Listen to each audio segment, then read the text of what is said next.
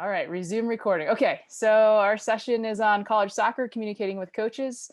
So today, Sean and I are gonna kind of walk through sort of that initial email, initial letter that you might send to a college coach when you're interested in potentially going to a specific school. So we asked you via TeamSnap if you could to just pick one school that you had some interest in, do a little research on the school and the soccer program, and then come up with a draft letter and bring it today so that we could help you just refine it and make it a little bit closer to being ready to send out. So if you have that, make sure it's handy, and then additionally something to take notes with. So today we first want to think a little bit about lessons learned, right, from writing your letter. So what kind of process you went through, what kind of things you incorporated from our last conversation last week. We're going to talk about the letter components and sort of what your purpose is in writing a letter. We're going to give you a little bit of time to workshop your letter, so talk with a peer and refine it, and then we're going to talk about what some of the next steps are. Okay. All right, so the first thing we'd like you to do is in the chat or out loud if you're brave, when you wrote your draft letter, just walk us through what steps you took. What kind of things did you do?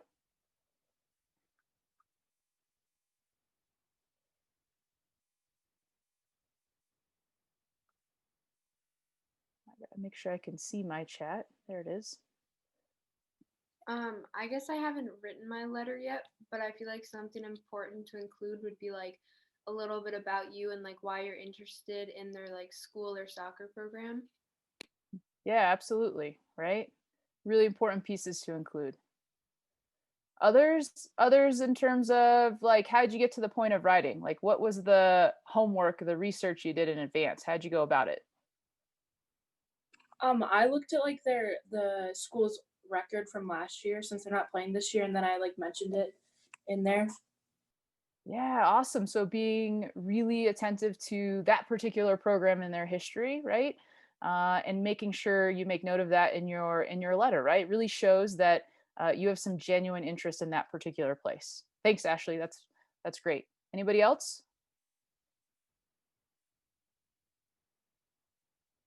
Oh, we got a lot of shy people on. At some point, you're going to have to break out of your shy shell if you want to put yourself in front of these schools and coaches. So don't be nervous. Just throw your thoughts out there. Let's see. Blake said, I researched their soccer program and including specific parts I liked. Awesome. Anybody else? Let's get one more. I talked about that I currently play for Salvo Soccer Club, and I told them my positions and stuff. Yeah, cool. So getting back to some of the parts of the letter, right? Okay, awesome. Okay, so our next question is, raise your hand either on the screen or with your little emoji icon if you were with us last session or you were able to watch it on recording. Do we have any hands up here? Oh, we got a couple. Okay, great. Perfect. Couple thumbs up. Awesome. Maybe you can't raise your hand. I don't know. I thought you could do that. Okay, so when you think back to the last time you saw Sean and I together about a week ago, can you think of any additional information that we talked about that might be important to think about in relation to your letter? And I know we're not going to get a thorough list. We're going to talk about it as we go through the presentation, but is there anything that you can remember from last time that you're like, that might also be a good thing for me to research or think about as I refine my draft of my letter that I haven't done yet? What would, like, how someone would like stand out? How do you stand out? Yeah, right. Thinking about how you put your best foot forward. Okay. What else?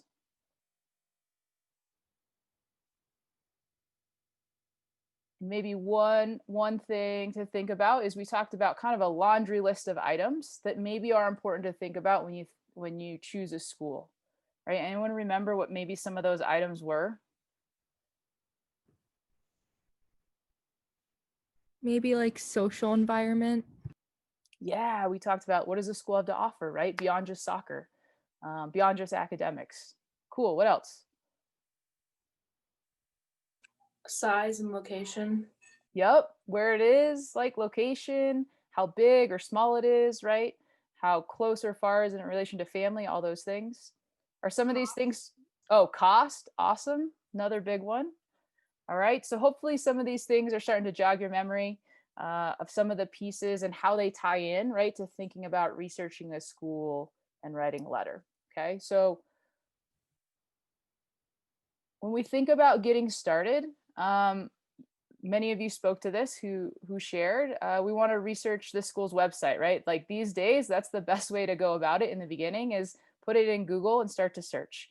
Or put a location of the country that you absolutely know you want to go to, if that's a huge criteria for you, and say, figure out what schools are in that area, right? And when you get to that website, peruse around, right? And peruse around the different parts of the website, not just the athletics piece, because remember, Sean and I both talked to the larger part of going to college, right, is your academic experience as well as the social experience, as well as all those other pieces. And soccer is definitely an important part, probably for many of you, but not the only part. Okay. And looking at the different academic programs they have available, the different extracurriculars they might have available. Do they have study abroad? You can look at the financial aid tabs, all those different pieces. And then obviously the step of looking at the soccer program's website, right? Taking a look at the athletics department.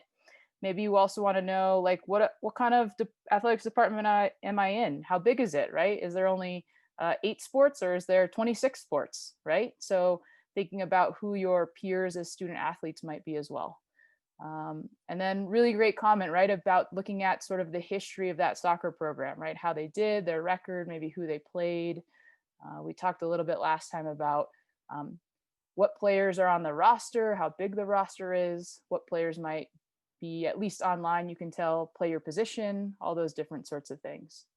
So as you search the websites and you look online, using that sort of wish list to ID some important pieces that school has or not. And so you probably all have your own processes. It might be a checklist for each school you go through, and you say it has this thing I like, it doesn't have this thing, it has this thing I like.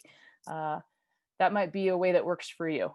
Other people might be a little more intuitive. They might have those things in the back of their head, but also maybe still trying to figure out some of those things. I don't know if I want a big school or a small school, right? And so just making notes of what it is, what that school is as you go through for each of those things. Okay, so I'm going through this a little bit quickly because it's a little bit of review from last time, but I want to make sure those of you who are just joining us for the first time are on the same page. So feel free to stop me if you have a question or you want to talk about something else. Sean, you as well as we go through this slide too. So as you're looking at that wish list of yours, thinking about how your school matches up. So here's some of the things that were already thrown out. Is it big? Is it small? Near, far? Public, private, study abroad, right? And those are general things that I think a lot of young people like you know and think are important in a school, which is awesome. But you might also have some things that are really specific to you that are really important in a place. Okay, and they might be specific academic programs. Like maybe you want to make sure you can do some sort of training program while you're at that school. They may be really unique extracurricular programs. Maybe you have a dream of training guide animals, right? And you want to see if that school has that specific thing, and that would be a huge bonus in going there, right? So any of those things can also be added to your list. And then being really specific with those soccer program fits, right? Thinking about the division and the time you want to spend in soccer back and forth. So this might sound really swirly, but it is really a back and forth. So as you look at schools, you might start to refine what your list is. As you look at your list, it might open more doors for different schools. Go ahead, Sean. I'm good. You hit that good. You hit that last point about just how it's an evolving list. Cool. All right.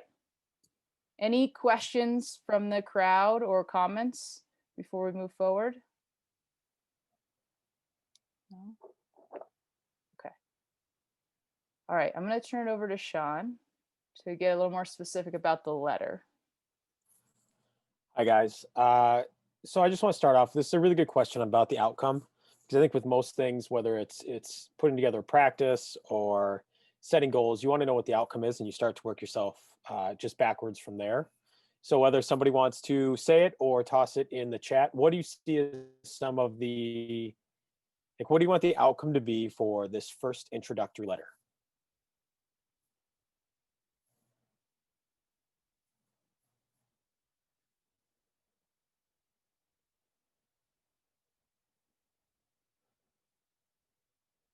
We'll get back to that question about specific websites. Remind me at the end if I missed it. All right, so as you start to think about the outcomes, so when I look at these things, there's kind of three things that stand out to me. One is just the introduction of yourself. It's just something to get the coach to recognize who you are and what you're looking for. The second piece is interest, and that interest is both directions. You showing interest in that school, so in turn there's interest in you as a player. And then what's next? So kind of when we start looking at those outcomes, how do we put those things together? And then how do we kind of put those things in an order that's easy for the coach to kind of digest and work from? Can you move on to the next one, please? All right. So hopefully you have had to write some version of a letter. Some basic things that I want to start with. Anybody that's taking notes, please write down before you send it, edit it. That is such a major thing, because if you in your intro talk about how you have, one of the best qualities is attention to detail, and you spell the coach's name wrong or send the wrong coach the wrong email, like you really, if you really want to start off well, have other people look over the note and really edit it and go over it. All right. So we've got the intro, the body, and the closing. I think one thing to think about is this is the introductory letter. So this is not necessarily your entire life story. This is the start of a conversation. So when you're meeting someone, you don't just go into a 25-minute ramble about everything about your life since birth. It's just that introductory and just trying to get the conversation started. The follow-up opportunities are where you can go more into depth. You can ask more questions. They can ask more questions of you, but that's kind of where we're starting. So for some of you, you'll be looking at different versions of schools. So some schools are going to be elite academically.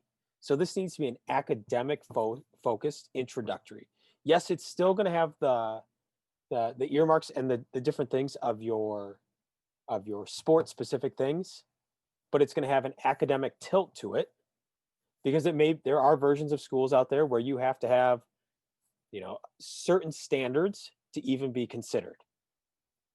There's the other kind, which is just an athletic focused, where you're just getting your personal soccer information out there, and it's just the start of a conversation. So they can be pretty similar, but really understand the school that you're going to. Because if you're finding out that, you have to have a 4-point something, you have to have these X amount of classes, you may have to have that in your introductory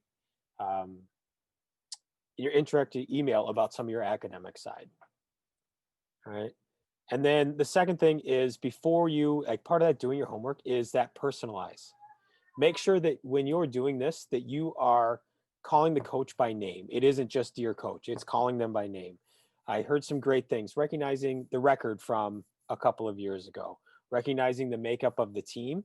And I think for anyone that's at 2021, 2022, and potentially even to 2023, it's asking, how is this year going to affect the roster looking forward? So it's just one of those things of just kind of having that longer perspective of, I see this, how do you see this affecting your roster? And then always add some version of a detail about the program. So whether it's the length that the coach has been there, All-Americans, academic side that they've been recognized for. So kind of create that little list of things that you want to work into it. When we get into the body of it, you really kind of need to lay things out. So you've got a subject line, something that kind of grabs their attention. So grad year, position, state you're from, if you're sending this out of state, and then potentially some unique fact about you. So whether it's, 12 goals junior season, like whatever it is, if you can kind of lay out just a couple of things, so it makes them read a little bit farther into it and just get that intro. The next thing is just your general information, academics, sports specific measurables, and then clear contact info. I said that quickly, but I'll kind of go into depth with each one of those. So we get into the body of the email, make sure that your subject line is really clear to the coach. Now, once you build into it, you address the coach by name as that start, right? And then next thing, kind of in the body of it, it's why are you sending the email? So this is a great fit because of soccer. It seems like your coaching style, your team, your culture, whatever version that you've been able to research that fits. And then really getting into why this is such a good fit for you and why you are interested in them, to kind of create that back and forth, that interest that goes both directions. Do you have any questions about just kind of the subject line, or just kind of the opening and the personalization that you're trying to get done in there?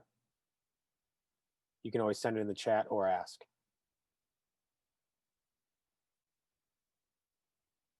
All right. So now when we kind of get into that second paragraph, so by the time they're done, so if they've just read the subject line and they've read that opening paragraph, they know, one, that you know that you know who the coach is that you're sending it to, that they are able to pick out one or two things knowing, all right, this is their grad year. I know this about them. This is where they're from. And then here's a couple reasons, both from an academic side and an athletic side, of why they might be a good fit. So now when we get into that next one, now we're getting really into more details about you. So now this has a couple of components to it. This will have your athletic side and your academic side. So it's a couple of things that say, I play for this team, I have this, and you kind of lay those out, but also like, why is it a good fit academically? So you can have that. Now you can start to have links to, this is a couple easy spots where you can add a couple links for them to go back and jump off from.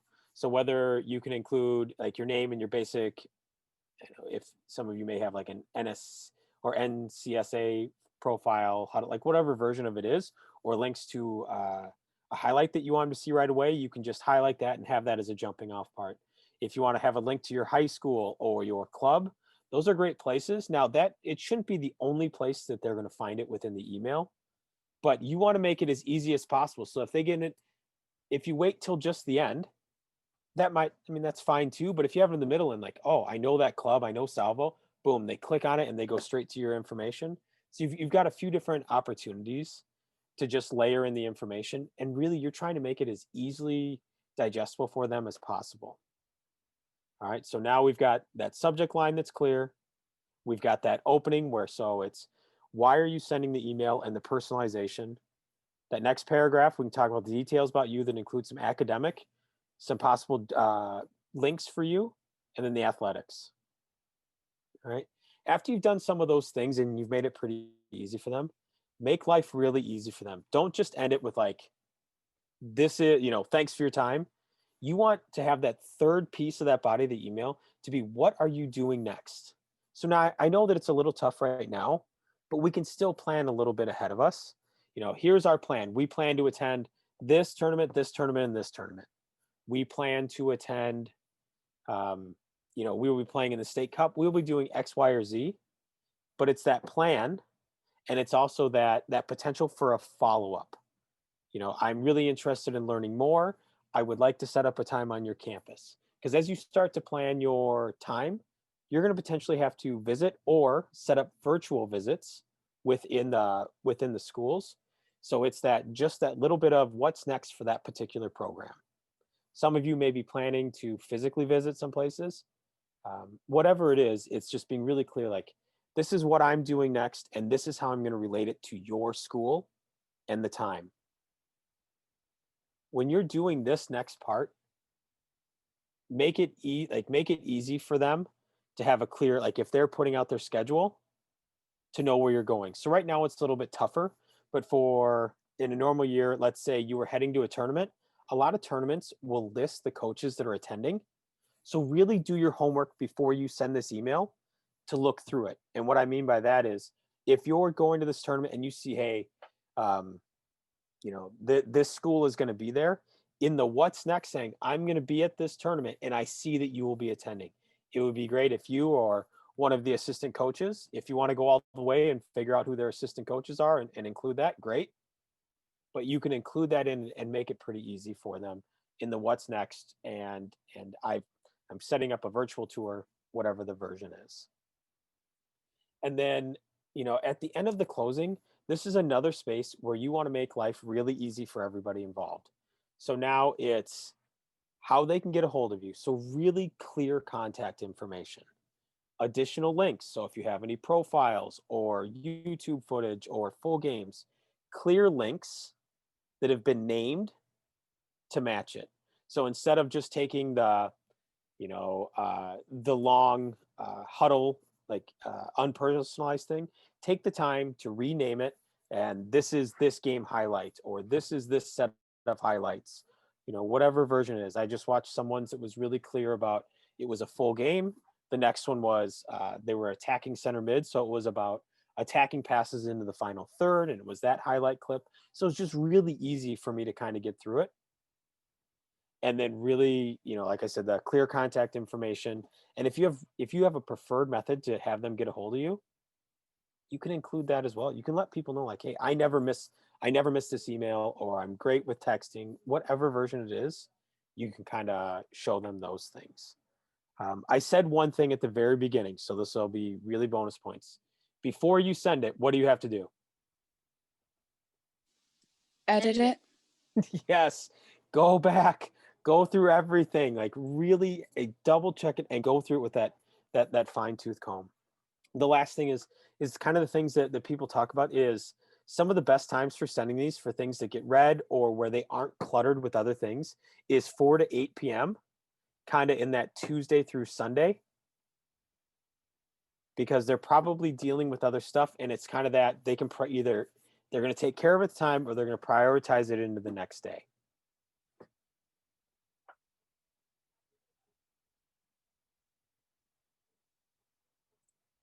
So I kind of laid out a lot of details. Kind of started off by talking about, like, this is the intro. You'll have extra time once a conversation is started, but just this is the intro to get interest both directions. Recognizing, does it need to be athletic or academic focused, or can it have a mixture of the two? Do your homework to personalize. And then now, as you start to get through that clear subject line, general information, academics and athletics and why it's a good fit. And then the last thing I'll throw in there is some of you will have sport specific measurables. I scored this many goals, or I have this save percentage, or my team had a overall goals against average, like whatever it is, you can mix those in, but make sure that they're sport specific and something that you feel comfortable speaking about. Because if you include a measurable that doesn't really fit you, that's a tough conversation to follow up on. So make sure that you're not just littering this thing with so much information that you can't really back up or speak to confidently. All right, that was a lot. Caitlin, what questions do you have now that you listened to me, or anyone else? We had one question in the chat was, when do you think we should start sending emails to coaches? As soon as possible. I'm a sophomore and I'm just wondering when I should start. That was from Blake. Blake, that's a really good question. It never hurts to start the process, because some people, it depends on the university. But I mean, some people are watching, like this year, they're watching 2006s. So freshmen, but it's just getting them out there. And if they're going to be, let's say they have a ton of interest in someone else at a tournament, but you're doing this and they get to see you as a sophomore, that's great. It shows that you've done you are that interested in them, that you've done the homework. You realize they're going to be at this showcase or regional event or whatever it is, and you're going to be there. So you can definitely start sending that. But I think it goes back to last week's conversation of making sure that the place that you're showing interest in is some place that could potentially be a good fit for you. You're not just emailing 400 people. You're starting to send notes to places that are a potential good fit for you.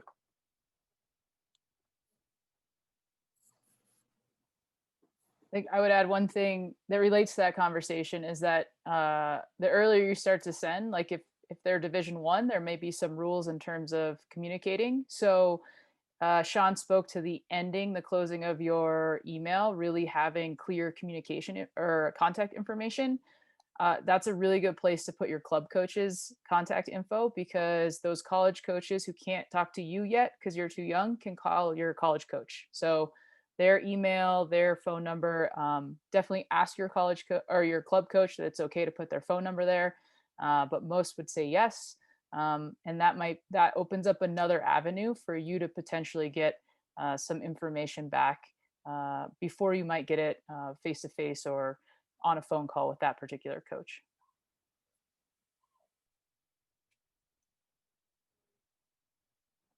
Any other questions?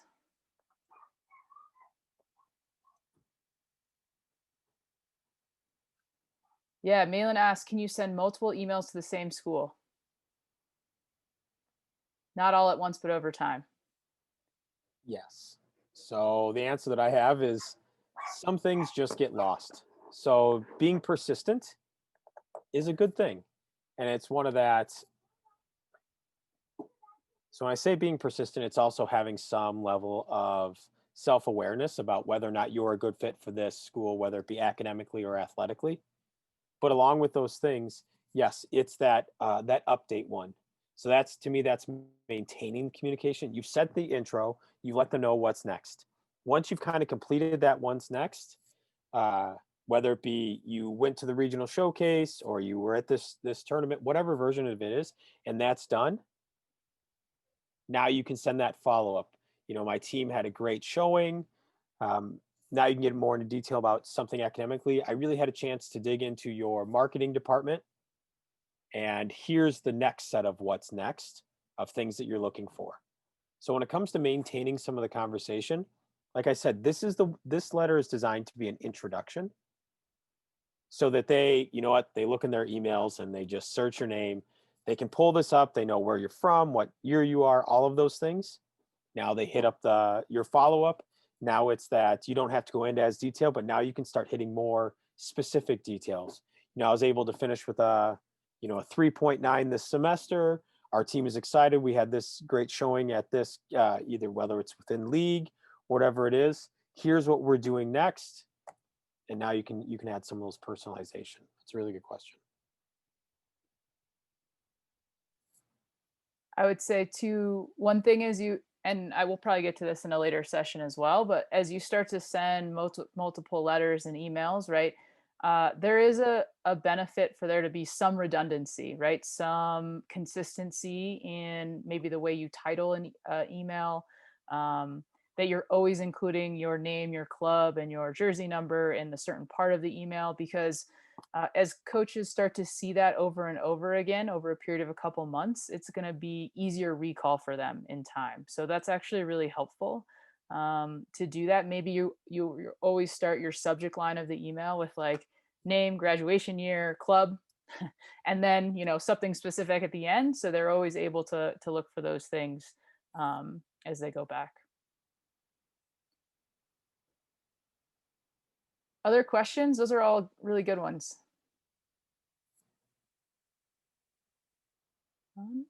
Okay. All right, so let's see, what time is it? Perfect, we got a little bit of time here. So the next thing we wanna do is we're gonna split you up into a couple breakout rooms. And we're gonna give you about, let's say 8 to 10 minutes to work on your letter, all right? And we're doing it in groups because we'd like for you maybe just to share a little bit with your peer, your partner, about where you're at with your letter. And maybe some questions come up as you two talk or you three talk that you want to bring back to Sean and I and discuss as a big group. I promise you that if you have the question, someone else here or someone else who's going to watch this recording has the question. Okay, so don't be shy about any of those. So let me figure out.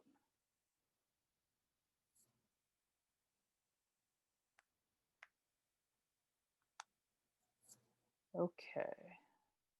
Create. You should get a little notice on your screen to hop into that room, and then we'll call you back in a few. And let me just move one person into 6.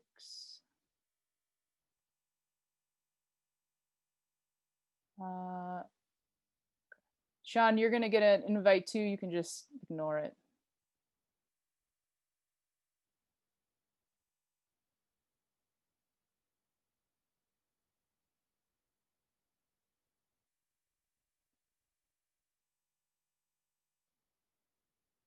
Like guest play with another team in that region to have the opportunity to get in front of that coach. So I mean, there's always some roadblocks when it comes to geography, but there are definitely ways that you can get around it, and also connecting with them, saying, hey, I really want to be seen by you. Here's my coaches. If you're too young for them to communicate with you, here's my club coach's name. Like there's always some ways that you can do that, but it's going to come from that research know of, do they host ID camps? Do they fit all of my needs? And then if you've exhausted those, then you can go to some of the extremes of guest playing or whatever version it is. Does that make sense? Yeah, thank you. Yep. Anything else?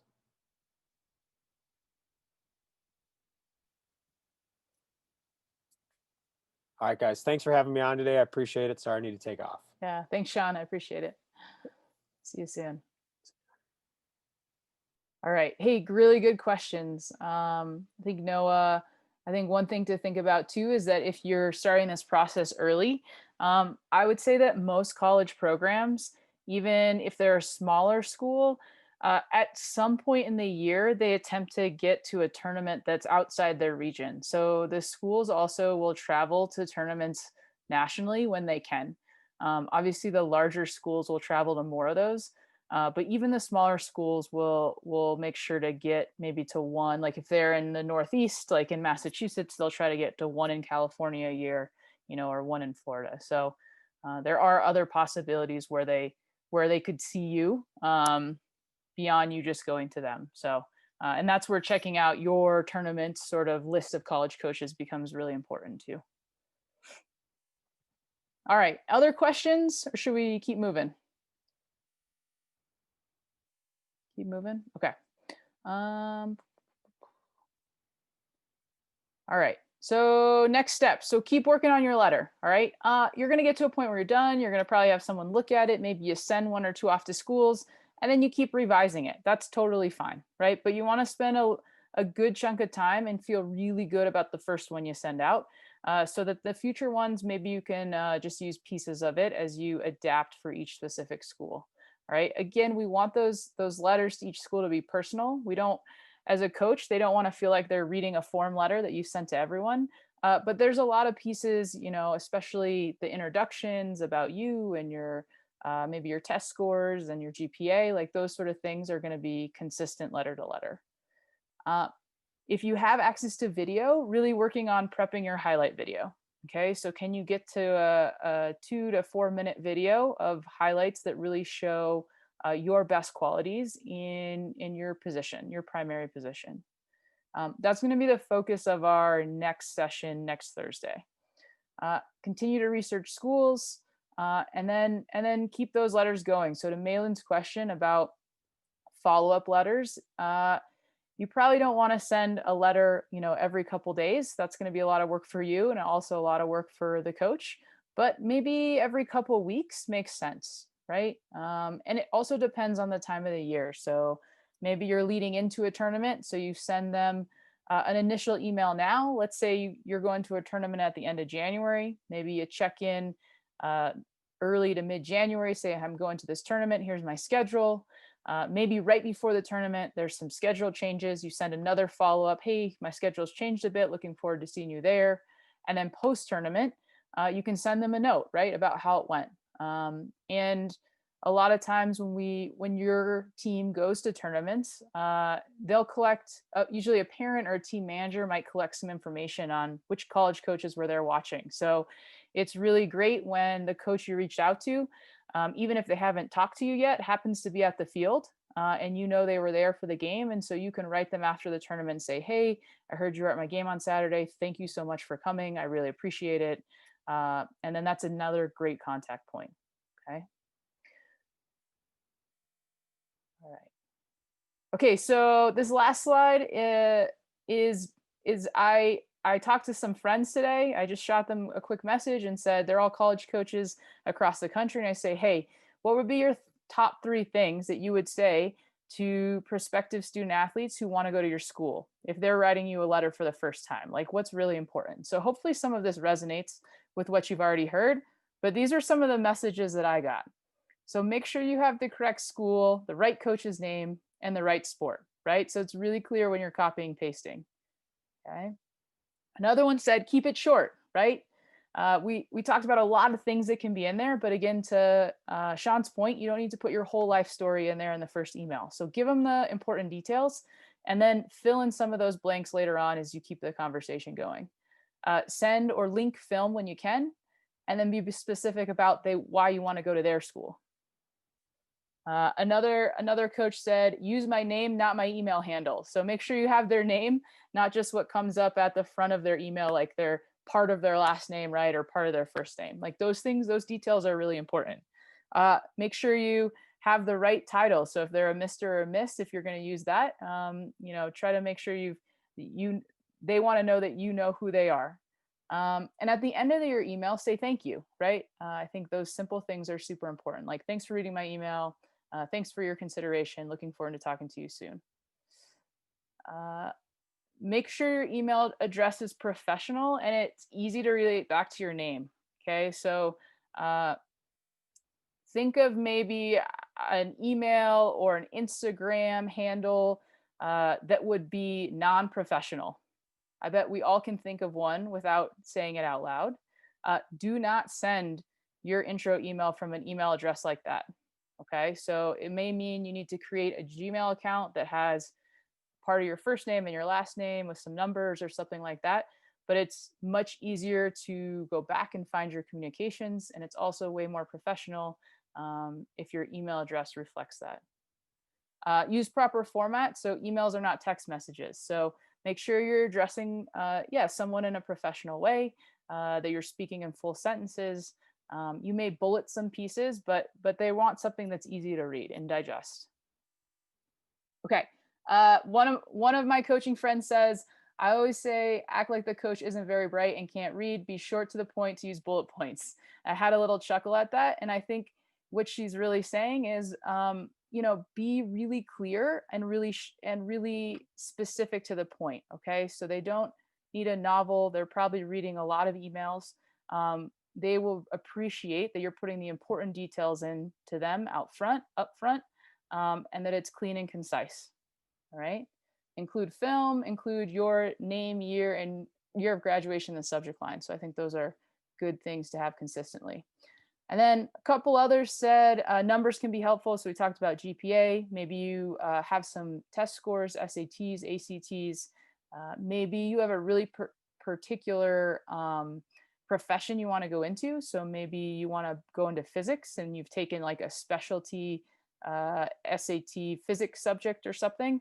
You can include that score in there as well.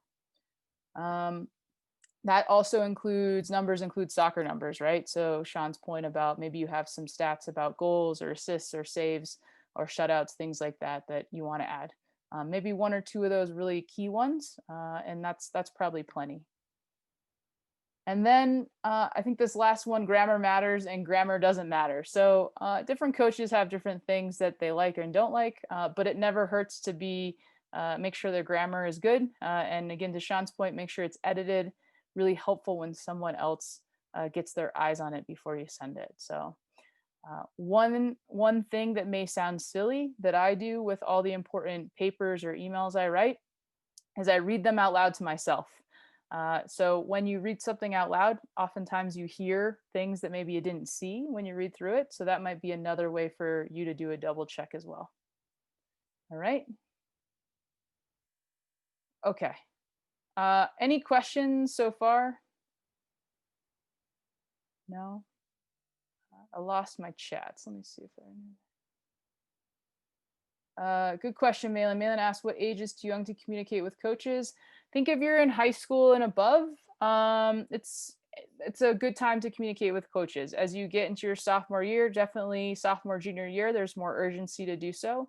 But early on, if you have some places you're really interested in that you know about already, Doesn't hurt to start to communicate, introduce yourself, and let them know when they can see you play, and or share video. I think earlier on, it's really good to spend that time just to do your homework, do your research, right? Start to compile that list of things that are important to you in a school, and then start to take a look at websites, right? And come up with maybe a rough list of different schools that may be of interest as well.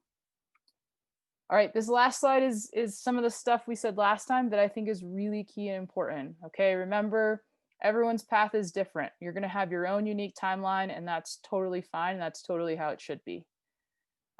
Stay focused on what's right to you. So try to avoid comparing, right? You need to decide where you want to end up for 4 years and to make sure you have a good fit with this school and program you're going to. And that's going to be really unique to you. All right. Use the trusted mentors who are around you as sounding boards, right? Ask them questions, ask for advice, reach out.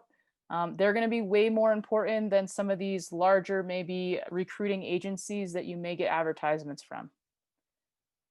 And then the process takes time, right? Be patient. So the earlier you start, probably the longer the process will go, but it may make it a little bit easier and smoother and less stressful throughout. Okay, so it's a marathon, not a sprint. Just enjoy it as you go, and definitely be in touch with Sean and I if we can be of help through the way. Okay, future sessions. So next week, we're going to talk about making clips and highlight videos, specifically in Huddle, if you have access to that. And then in some future sessions, we'll talk about keeping the conversation going. So some of the pieces that came up today, like what else can we email coaches about? How often? When do conversations sort of switch from being like introducing yourself to maybe being more specific about that school's interest in you? And then some panels with student athletes and college coaches. Okay, I have one question from Malin. Do you include recommendations and coaches' bosses' opinion of you in emails, and how would you include that? Yeah, it's a really good question. So you can include a piece of that if you want. I think it would be more important to make sure it's really clear how that college coach can contact your club coach in the initial email. At some point, when your list of schools narrows a bit, it may be a part of the process where your college coach your club coach reaches out specifically to that college coach and has a conversation. So typically that's going to happen somewhere along the line with schools that are interested in you. They're going to want to know more about what you're like as a player, what you're like as a person, how do you train, right? How do you interact with your teammates, etc. Okay. So I don't think you need to put a ton of focus on having that recommendation in the first email. But if you have something really unique, it doesn't hurt to put it at the bottom. I think just being aware of the length of your email is really important. So maybe it's something that comes later. Good question. All right, anything else? Questions, thoughts?